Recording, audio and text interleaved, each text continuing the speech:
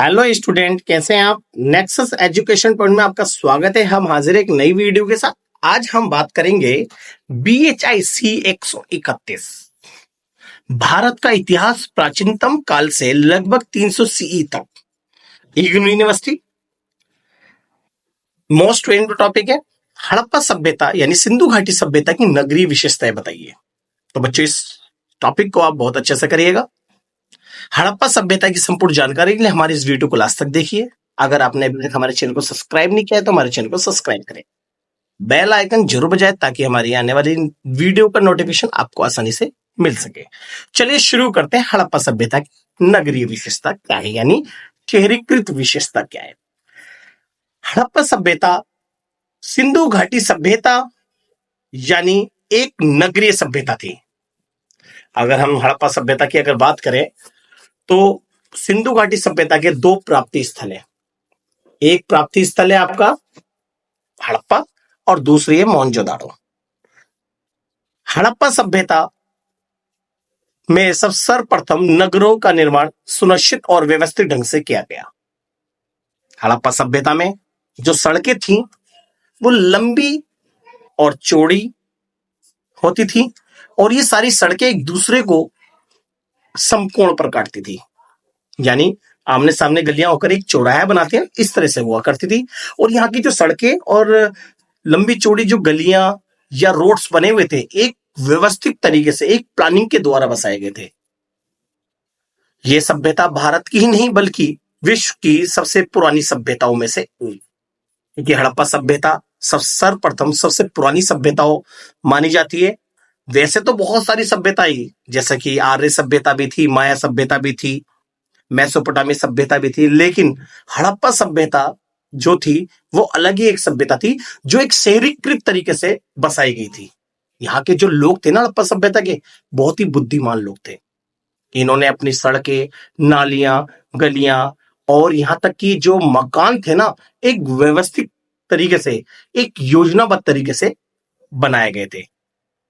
हड़प्पा सभ्यता नगर में निर्माण एवं भवन निर्माण, योजनाबद्ध नगरों एवं भवनों का निर्माण इस सभ्यता की सर्वश्रेष्ठ विशेषता थी, क्योंकि यह सभ्यता अपनी कला कौशल और एक सुव्यवस्थित एक नगर योजना के रूप में जानी जाती है। सभी प्रमुख नगर जिनमें हड़प्पा, मोहनजोदाड़ो, चुनदड़ो, लोथल तथा कालीबंगा सभी प्रमुख नगर नदियों के तट पर बसे थे। यहाँ की जल की अधिकता की वजह से यह सभ्यता बहुत फली फूली सभ्यता थी, क्योंकि यहाँ पर जल और कृषि व्यवस्था की जो मात्रा थी वो अधिक थी। इन नगरों में सुरक्षा के लिए चारों ओर परकोटा दीवार का निर्माण किया जाता था। तो इस तरह से अगर माने, हड़प्पा सभ्यता एक फली फूली सभ्यता थी। हड़प्पा सभ्यता की नगरीय विशेषताओं के बारे में बताएं। हड़प्पा सभ्यता की सर्वाधिक महत्वपूर्ण विशेषता इसकी नगर योजना थी, क्योंकि हड़प्पा सभ्यता में एक नगर को एक योजना के तरीके से स्थापित किया गया था। आपने देखा जैसे कि आज प्लानिंग तरीके से सरकार जैसा DD फ्लैट्स या MCD फ्लैट जो बड़े बड़े अपार्टमेंट तैयार किए जाते हैं, उनका जो स्ट्रक्चर होता है वो एक जैसा होता है। उनकी जो पीछे की बैक जो रोड्स होते हैं और जो मेन रोड्स होते हैं, वो एक उनकी जो साइज होता है ना वो एक समान होता है। यानी अगर इनके अंदर क्वार्टर अगर 3 मंजिल 4 मंजिल है तो पूरे 3 मंजिल और 4 मंजिल के बने हुए होते हैं ना, सारे एक जैसे होते हैं, उनका हुलिया एक जैसा। ऐसी हड़प्पा सभ्यता में भी सारे जो नगर थे वो एक प्लानिंग के द्वारा और एक स्ट्रक्चर के द्वारा तैयार किए गए थे। इस सभ्यता के महत्वपूर्ण स्थलों में नगर निर्माण में समरूपता थी। सिंधु घाटी सभ्यता की खुदाई में पूर्व और पश्चिम दिशाओं में 2 टीले मिले हैं। पश्चिमी टीले में किले या दुर्ग मिले हैं। ये टीले अपेक्षाकृत ऊंचे व छोटे हैं, यानी जो पश्चिमी टीलों में, मतलब जो पश्चिम में जो टीले मिले हैं उसमें। और इसके बाद अगर हम बात करें दूसरे जो टीले हैं, वो हमारे टीला पूर्वी टीले हैं।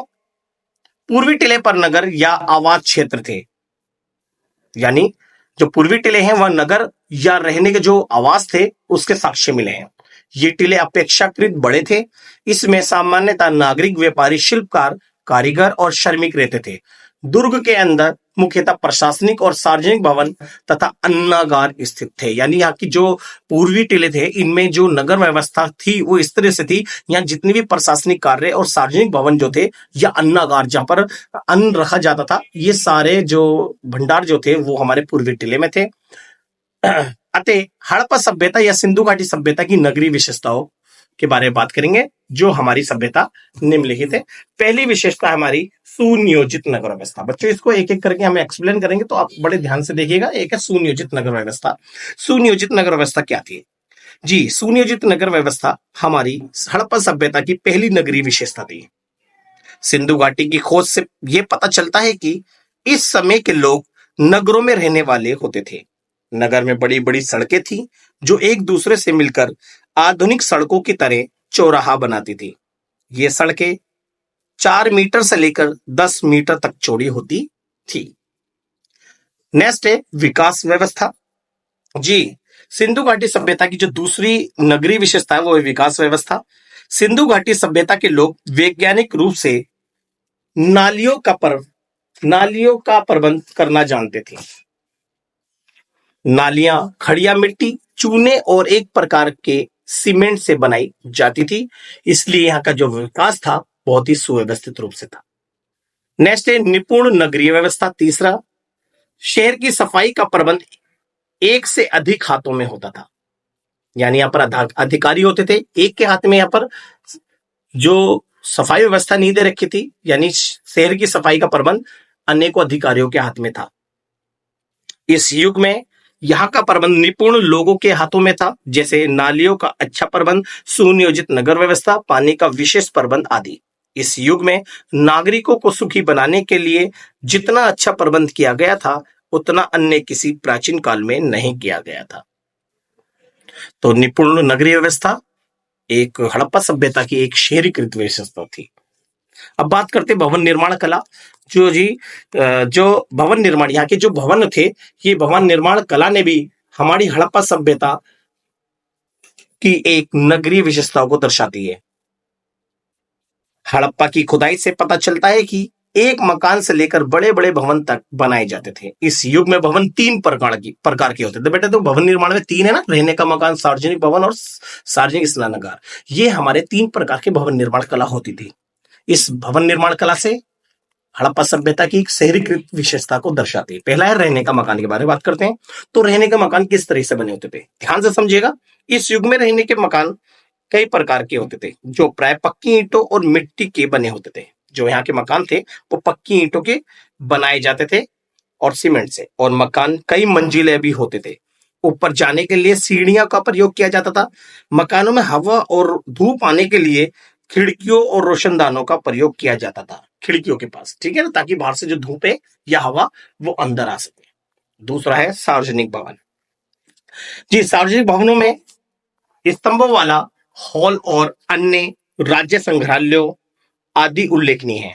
स्तंभों वाले हॉल 30 वर्ग फुट में बना होता था। जी, यहाँ का जो सार्वजनिक भवन था जिसमें बड़े बड़े स्तंभ, जो पिलर होते हैं ना, पिलरों को स्तंभ कहते हैं, पिलरों पर बना होता था हॉल, और ये 30 वर्ग फुट में बना होता था। और राज्य के अन्य संग्रहालय, इसके अंदर जो 30 वर्ग फुट के अंदर जो बड़े बड़े रूम्स होते थे वो 200 बाई 1.5 फुट के का भवन होता था। और इसके साथ एक इनके 200 बाई 1.5 फुट के जो भवन के बराबर में एक इनका स्टोर रूम होता था, जो कि 50 बाई 20 फुट का होता था, यानी स्टोर होते थे। तो इस तरह से यहाँ पर सार्वजनिक भवन बनाए जाते थे। तीसरा है सार्वजनिक स्नानागार। तो सार्वजनिक स्नानागार के अंतर्गत सबसे बड़ा स्नानागार मोहनजोदड़ो में है, जिसका भारी घेरा अगर हम बात करें 180 बाई 180 फुट का है। यानी इसका जो घेरा है 180 फुट और 180 फुट चौड़ा है और 180 फुट लंबा है। इस तालाब के पास एक कुआं होता था। यानी स्नानागार के लिए जो तालाब बनाया गया, मतलब ये जो स्नानागार बनाया गया था तालाब ही तो होता था, और इसके बराबर में एक कुआं होता था, ताकि जिसका पानी इस तालाब को भरने के प्रयोग में लाया जाता था। और ये तालाब धार्मिक अवसरों पर नहाने के लिए बनाया जाता था। तो इस प्रकार हड़प्पा सभ्यता की नगरीय विशेषता है। तो इस टॉपिक को आप अच्छे से कर लीजिएगा। इसके अलावा अगर हम बात करें तो बहुत से ऐसे हैं, जैसे कि सभा भवन भी बनाए गए थे हड़प्पा सभ्यता में, लोथल यानी यहाँ पर बंदरगाहों का भी निर्माण किया गया था, जैसे आज के बंदरगाह है ना जहां पर पानी के जहाज आकर रुकते हैं। तो हड़प्पा सभ्यता का एक जो प्रमुख और महत्वपूर्ण बंदरगाह था वो था लोथल। लोथल बंदरगाह को एक बहुत व्यवस्थित रूप से भी बनाया गया था, तो आप लोथल को भी आप इसके अंदर पॉइंट आउट कर सकते हैं। तो ये हमने जो बात करी हड़प्पा सभ्यता की नगरीय विशेषताओं के बारे में बात करी। तो ये जो टॉपिक है इसके दूसरा और टॉपिक भी है, इसके अंदर हम इसकी सामाजिक आर्थिक व्यवस्था, हड़प्पा सभ्यता के पतन के कारणों के बारे में भी बात करेंगे। तो अगर आपने अभी तक हमारे चैनल को सब्सक्राइब नहीं किया है तो हमारे चैनल को सब्सक्राइब करें, बेल आइकन जरूर बजाएं, लाइक कमेंट शेयर करना ना भूलें।